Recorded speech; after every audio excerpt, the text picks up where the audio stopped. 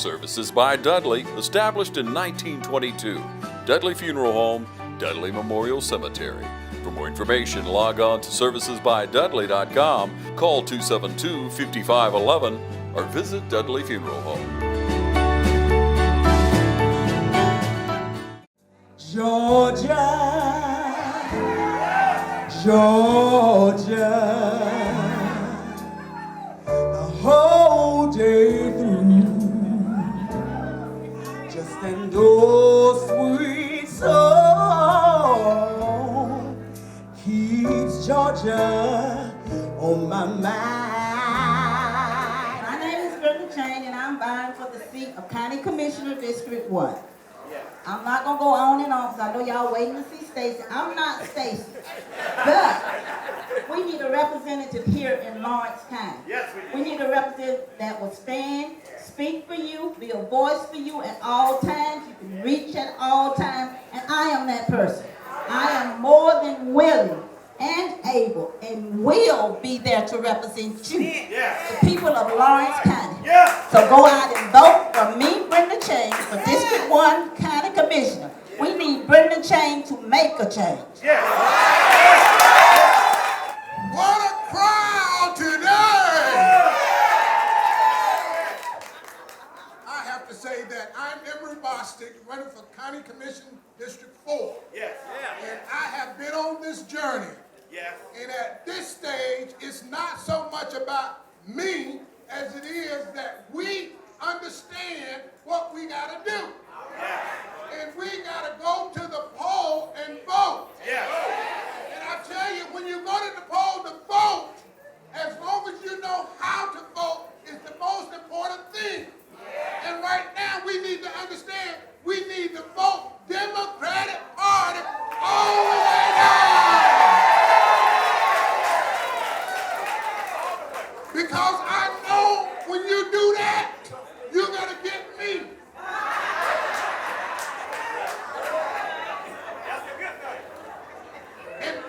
And believe me, we need to encourage others to come.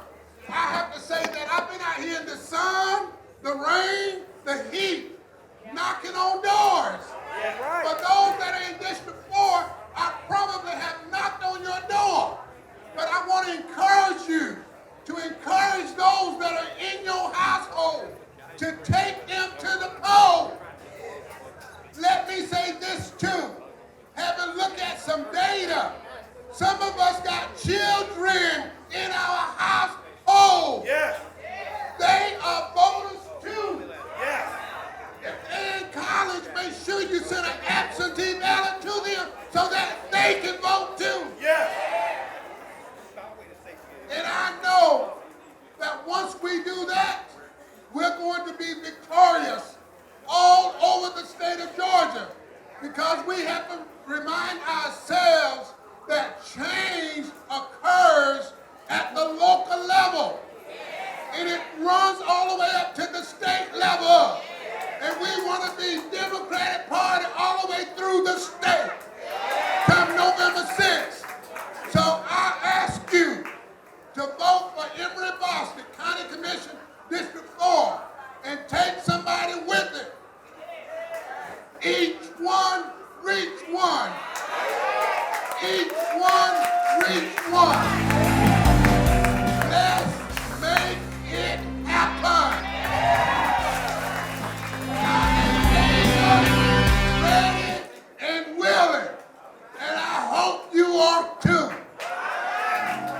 Just that sweet and clean, like moonlight through the pines.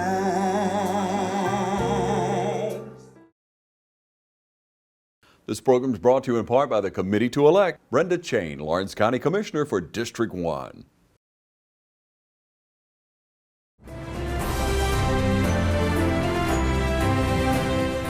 I'm Kenneth Hodges, and I was born and raised in Buckeye, and I've traveled the world, and it's one thing as I've learned is how to read people. And on the first time that I met Jimmy Rogers, I could tell that he was a man of honesty and of integrity. And that's why I'm here today, asking you to join me in supporting Jimmy Rogers as our next County Commissioner of the 4th District. Advanced voting is now underway, and I ask you to go to the registrar's office and cast your vote. Jimmy Rogers, County Commissioner, District 4, Lawrence County. Thank you. Just as sweet and clean, like moonlight through the pines. Join me in welcoming back to Lawrence County our friend, the next governor of Georgia, Stacey Abrams.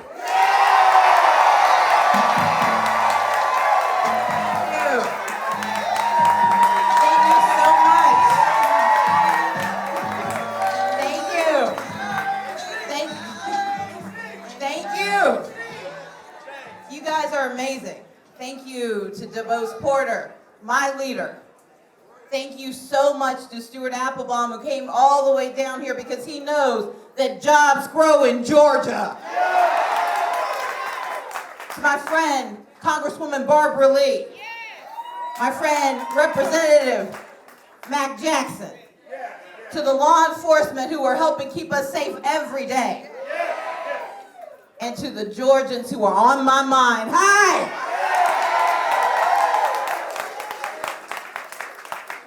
I'm traveling around this state again and again and again because I know that we are on the cusp of history. That riding with me, maybe not in the same bus, but on the same journey. We've got Sarah Riggs-Amico. We've got John Barrow. We've got Janice Laws. We've got Fred Swan. We've got Richard Keatley. We've got Don Randolph. We've got Otha Thornton. We've got Lindy Miller. We've got Francis Johnson. We've got Lisa Ring. We've got Carolyn Bordeaux. We've got Lucy McBath. We've got state legislators up and down the ballot. We've got county commissioners. We've got school board members. But what they all have in common is not the Democrat, not the D behind our names, but the truth in our hearts. Because we know that we are one Georgia. When I was in the state legislature, I represented the city of Atlanta. And I thought that that was my job, to protect only Atlanta. But there was this gentleman named DeBose Porter who served as our Democratic leader, and he pulled me aside one day and he said, Representative Abrams, you need to understand something. You weren't elected to be an Atlanta state representative. You were elected to be a Georgia state representative. And he told me to get in my car and to start traveling the state. He told me to know the people I serve. Because I voted not for myself, I voted for all of Georgia.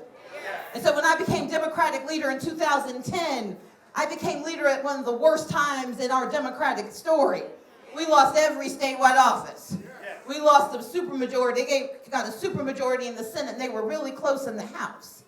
And a lot of folks said that it was the end of the Democratic era, that our time was done. But you see, I know how to count. And I'd already started traveling the state, but I got back in my car.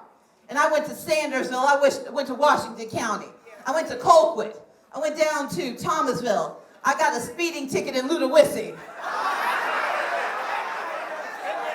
And then I went north. I went to Chatsworth. I went to Dade County. I went to Rabun County. I got lost in the mountains and found my way home. I went across the state because I understood that we were in a moment of history. But that moment was only going to last so long. Because I know that there are Georgians who weren't being seen, who weren't being heard. And I served under 2 Republican governors. We made a little bit of progress under the last one, but the problem was only some of us made some progress.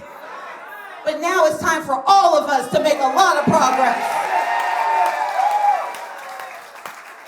It's time for us to have a governor who sees all of Georgia, who believes in all of Georgia. And it's time for us to have a leader who wants to work for all of Georgia. And so I want to expand Medicaid, not just for Grady Hospital, not just for Savannah. I want to expand Medicaid for Wheeler County that lost its hospital. I want to expand Medicaid for Dublin and for Lawrence County. And I also want to expand it for Tolliver County, where a school superintendent had to buy a double wide to get doctors to come see the children in his school. That's why I'm running for governor. Because slogans and regulations are not the reason we don't have health care. It's because we've been too mean and too cheap under Republican leadership to take our money back. We're entitled to $8 million a day. $8 million that could create new clinics, that could hire new doctors and new nurses, that could guarantee health care for 500,000 Georgians. And what does my opponent say? It might hurt us one day. Well, I invite him to come to any of these communities that have been hurting for 20 years. Go to Hancock County where they need a doctor. Go to Stewart County where they lost their hospital. Go to the places where you have a stroke and you better pray to God someone gets you fast. But I have an opponent who has state health insurance, so he doesn't have to care. I have to care. Because I know what it's like not to have health insurance. I know what it's like to have a family member who has prostate cancer go undiagnosed because there aren't the right doctors in the community. I know what it's like to have an aunt lose a foot and have a family member lose an eye because diabetes becomes myoma. Because ketoacidosis takes your life. And so I don't think about this as politics. This is about people. And I'm the only person running for governor who sees the people and wants them to have the help they need. But I'm also running for kids like Zoe. Like beautiful, brilliant Zoe. Because we need to start educating our children from 0 to 3. Because we shouldn't be surprised by Zoe. We shouldn't be delighted by Zoe because we didn't know there were Zoes. We need thousands of Zoes across the state of Georgia, and they need us to guarantee them early childhood education. And I'm the only candidate who doesn't just talk about it. I've got a plan to do something. Because it's easy to use slogans. It's easy to offer gimmicks. But you got to put your money and your words where your mouth is. You got to tell folks where you plan to lead them if you want them to follow. And I'm the only candidate who's willing to write down my plans, 100 single-space pages of it. And if I left it at that, then you shouldn't believe me. But I'm the only candidate in this race who fought to save pre-K in 2011 and save the pre-K program. And I'm the only one who took the time to talk about how we make certain that every child is educated from cradle all the way to career. Because it's not just about early childhood education. You guys in Lawrence County know that public schools are under attack, that they've been diminished by people who've taken their money and sent it to private schools, $100 million a year. And my opponent wants to double down and steal more money from our public schools. I say no more and no way. We're bringing back education. Because I'm not running to be yet another education governor who has yet another commission to tell me what we might ought to do later. I've read all the reports. I've been to those meetings and we know the answer. We just have to have the willingness to put it in place. So I'm not running to be the education governor of Georgia. I'm going to be the public education governor of the great state of Georgia. But I know that when they finish high school, not every one of our children is going to go to our technical colleges or our four-year colleges. And that's why I'm going to create 22,000 apprenticeships by 2022. 22,000 registered apprenticeships where folks can make $60,000 a year and earn while they learn. And there are those who say, well, that's too many. There's no way to get it done. South Carolina already has 17,000 of them. Georgia's got 8,000. And I'm not a big football person, but South Carolina ain't beating us in anything. But we've also got to make certain our children can go to our technical colleges, but also that our adults can come back when their jobs go away. We've got to have retraining and free training. And again, Tennessee's already figured out how to do it, and if Tennessee can do it, Georgia can too. We will do the right thing. We will make certain that debt-free college is a reality in Georgia by adding to the Hope Scholarship, not by subtracting from it. By adding a need-based aid component, because look, Hope has already said you had to have a B to be successful. Well, I know some strong C's and some D's doing the best they can. And they deserve the right to go to college too. And I'm the only candidate with a plan to make sure anyone willing to work for an education in Georgia gets an education in the great state of Georgia. But we can guarantee access to health care through Medicaid expansion. We can do the work of education. But you're standing here today because what we need in Georgia are good paying jobs for every community. Because I'm not running to be the governor of Atlanta. I'm running to be the governor of all of Georgia, all 159 counties. From Chattooga down to Seminole.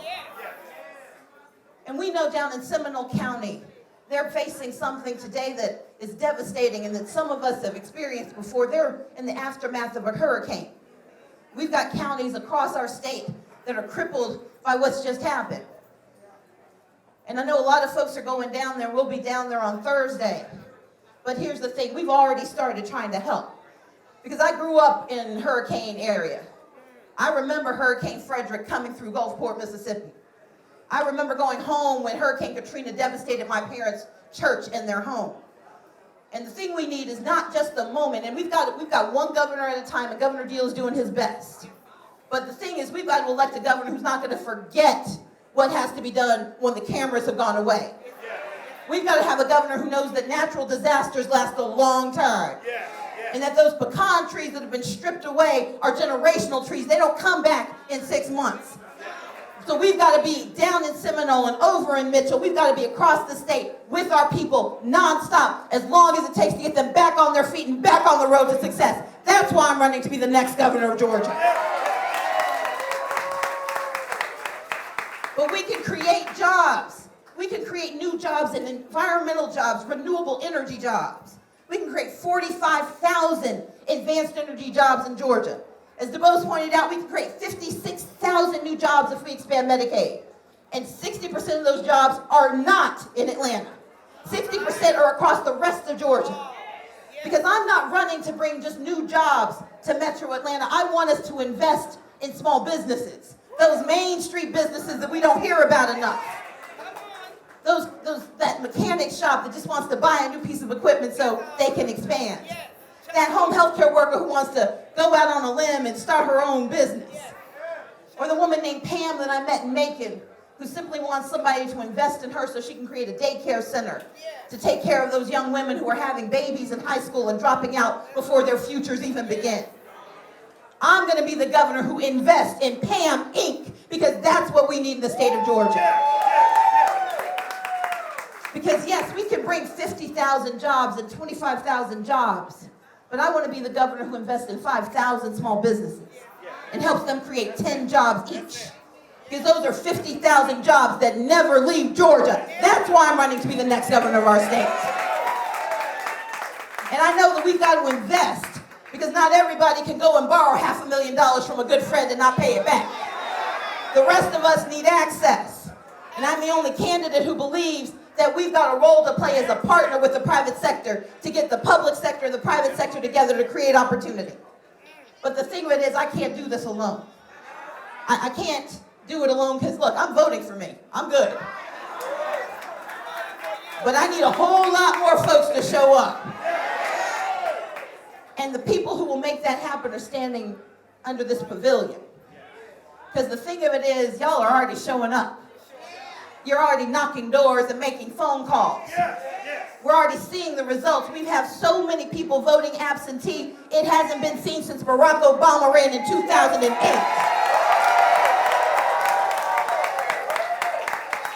But see, this is the time when Democrats start to get in trouble. We start to see the numbers and we think, oh, we've done our job, we can go home. Or I can campaign on Facebook. I can tweet my way to a new tomorrow. That Instagram is a picture of my future. But you can't win an election on social media. We win elections on the doors. We win elections on the phone. We win elections person to person, talking to folks, and I need your voices. That's what this tour is called. It's called We Are Georgia. Our voices, our votes, our victory, because this is our time. But I need your help to get it done. And this means I need two things from you. Number one, I need you to vote early. Say vote early. When we vote early, we bank our votes. We get our votes done, and that gives us time to go out and get other votes in. And we know we're facing some challenges in our voting system. Because the person in charge of them doesn't seem to believe every person has the right to vote. And he's trying to distract us using some things taken out of context. But let me put the context straight. There's only one candidate who has consistently fought to enlarge the right to vote. I registered 200,000 Georgians. I didn't put them in exact match and put them on pending. I fought the Secretary of State when he tried to stop thousands of Georgians from voting. And what happened? The federal judge told him he had to restore 33,000 illegally canceled registrations. And y'all are clapping, but here's the rest of the story. If y'all remember Paul Harvey, there's the rest of the story. We beat him in 2016. So he got his friends in the House and his friends in the Senate to pass a law saying he could do it again. That he could legally discriminate against voters again. And this time, 53,000 people are wondering, can they vote on election day? Well, the answer is yes, they can, but the problem is they don't all know they can. Because that's how voter suppression works. Voter suppression isn't just about telling you you can't vote. It's telling you you may not be able to vote. It's making you worry about it and think that maybe you've got to work a little harder and a little harder. It's not telling you how to get to success. But voter suppression only works when we don't go and lift the weight. And we can lift the weight off of those 53,000 shoulders by calling and knocking and telling folks and getting the 1.9 million eligible Democrats who stay home year after year that they've got to vote and they've got to be the voices of the 53,000. Are you with me? And we've got to do it every single day. We've got to fill those polling places. We've got to fill mailboxes with ballots. And we've got to fill Georgia with hope. We've got to fill Georgia with momentum. We've got to vote early so that we can clear the lines out. So that when voter suppression happens at the ballot box, we're there to push it back. That when people are told this isn't their time, we're there to say, yes, it is. We're there to get them to the polls. If we've got to drive them or drag them, we're going to get them there. And it's not just the folks we like. It's the folks we broke up with, the folks we owe money to, the folks who owe us money. We got to get everyone everywhere to show up at the ballot box. Because legally registered voters have the right to cast a ballot. But we've got to make sure their rights are protected. Are you with me? So first we're going to vote early. Say vote early. And then you're going to volunteer hard. Say volunteer hard. That means every day from now until election day, I need y'all to sweat like your life depends on it. I need y'all knocking doors and making phone calls. I need you signing up. And I need you believing harder than you've ever believed, praying more than you've ever prayed. Because our future is on the line. We've spent the last 18 months, my opponent and I have both been telling folks who we are. And I believe Maya Angelou when she says when somebody shows you who they are, believe them. And I have an opponent who says he does not believe in health care for folks. That he does not believe you're entitled to the money you've paid into the system. I have an opponent who says that we've done enough on criminal justice reform, that we should go back to being tough on crime like Jeff Sessions says. I've got an opponent who wants to offer gimmicks instead of solutions. And I've got an opponent who has proven again and again and again that he's not capable of doing the job he has now, so why should we give him a promotion? But then there's the contrast. I'm a tax attorney who knows how to protect our money because I did it already. I'm a business owner who's created and retained I've helped create thousands of jobs across the state of Georgia, getting capital into the hands of those who need it. I'm a political leader who blocked the terrible legislation that the Republicans tried to push through, but I also worked with them to get good done across this state. I'm a civic leader who helped protect the right to vote and force the Secretary of State to do his job. And I'm the only candidate who will stand up every single day for every single Georgian. We have a choice to make, guys. When I was graduating from high school in 1991, I was the valedictorian, and you get invited to meet the governor of Georgia. And I was very excited about the opportunity, mainly because I knew the governor lived in a mansion and I watched a lot of Dynasty as a child. And so we got to that governor's mansion, but we took public transit, we took the bus.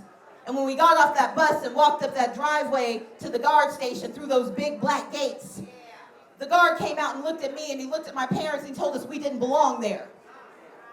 My dad says, no, this is my daughter Stacey, she's one of the valedictorians. But the guard didn't check his checklist, he didn't ask my mom for her invitation. He just looked at the bus and he told himself a story about who we were. And he decided because of that story, he told himself that I wasn't the right person, I wasn't the right kind, because he looked at my parents and he said, look, I told you this is a private event, you don't belong here. Now, my parents were in Georgia. We moved to Georgia because my parents were in divinity school. They were becoming ministers. But my mom and dad weren't pastors yet.